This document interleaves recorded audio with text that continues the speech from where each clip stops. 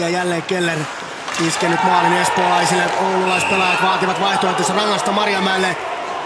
Kyllä se oli aivan selkeä jalkakauppi. Ja käsi on pystyssä.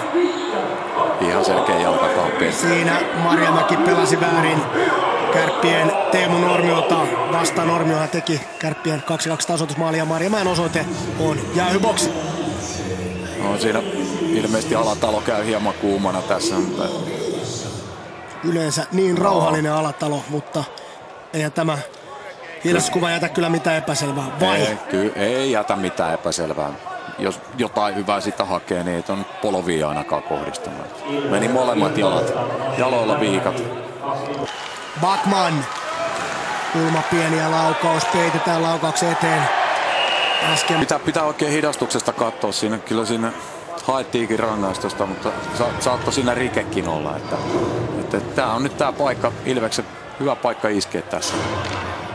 Istunnolle Mikko Alikoski. Niin, kyllä siinä haettiin rangaistusta. Että kyllä nyt ihan puhtaalta kylkeä vastaan taklauksella. Nuori 22 tällä hetkellä Marko Anttila, Mikkola ja nyt aika rumasti vedettiin. Siellä on yksi kärppäpelaaja jään pinnassa. Tarjosiko siinä uusi virta puutavaraa kasvoihin? Se tilanne meni niin, että tämä pelaaja, joka nyt on siellä, eli Jokinen rähmällään, vai niskaanko sinne tuli? Niskaansa Pitele ainakin. Nuorempi painos Jokisesta, eli Juho Jokinen. Tässä tilanne ja katsohan Tertsi vielä ensin Jokinen tulee ja kyllä ajaa. Se oli kyllä ihan selvä jääpaikka.